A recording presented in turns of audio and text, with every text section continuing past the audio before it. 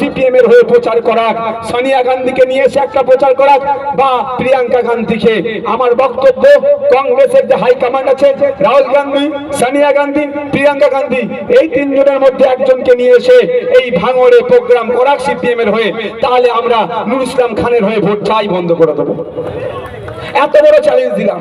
অনেক কথা বলছো তো, অনেক বড় বড় কথা বলে গিয়েছো তো, আমি মোহাম্মদ সেলিম সাহেবের উদ্দেশ্যে বলছি, নিয়ে আসুন ভাঙড়ে রাহুল গান্ধীকে নিয়ে এসে একটা প্রোগ্রাম করা।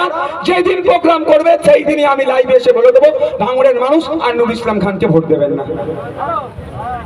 এত কনফিডেন্স আমার আছে। কারণ আপনাদের বলে যাচ্ছি, যাদবপুরে শুধুমাত্র এই সিপিএম এর পক্ষে প্রার্থীরা দিয়েছে এই জন্যই, তৃণমূলকে সুবিধা করার জন্য, তৃণমূলকে সুবিধা করার জন্য এই শওকত মোল্লাদের সাথে গোপনে আতাত করে প্রার্থীরা দিয়েছে।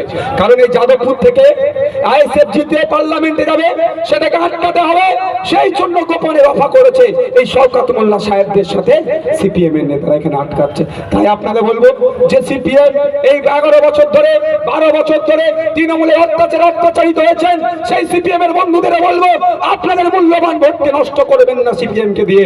আপনাদের মূল্যবান ভোট খাম চিহ্নে দেন। কারণ এই যাদবপুর থেকে, এই ভাঙড় থেকে তৃণমূল মুক্ত করতে পারবে একমাত্র খাম। তাই খামকে ভোট দিয়ে বেশি মার্জিনে পারলাম। মানুষের জন্য যদি কাজ করতে চান, দলিতের জন্য যদি কাজ করতে চান, আদিবাসীর জন্য যদি কাজ করতে চান, মুসলিমের জন্য যদি কাজ করতে চান, অন্য কোনো কারো কথায় গলে যাবেন না। আসুন খাম চিহ্নের ছায়া তলে খাম চিহ্নকে ভোট দিয়ে পার্লামেন্টে পাঠান। আজকে শুভেন্দু বাবুরা অনেক কথা বলছে, তাই বন্ধুগণ আপনাদের বলবো, শুভেন্দু বাবুদের পাতা ফাঁদে পা দেবেন না, মমতা ব্যানার্জিদের পাতা ফাঁদে পা দেবেন না।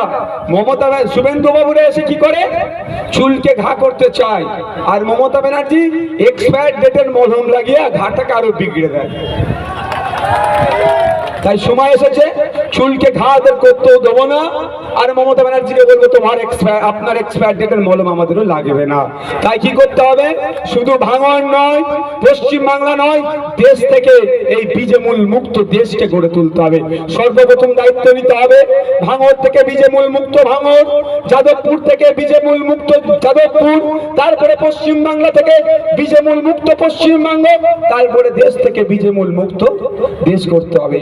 বীজমূল মানে বুঝতে পেরেছেন তো কে কে কে?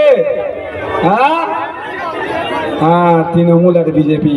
শেষ করছি, শুধু আমি একটা কথা বলে শেষ করে দেব। সিপিএম এর বন্ধুরা আজকে মোহাম্মদ সেলিম সাহেব এসে ভাঙড়ে আমার সম্পর্কে একটা কি গেছে ইমোশনালি কথা বলতে গিয়েছিল, কি সালামেরও নাকি উত্তর দেয়নি।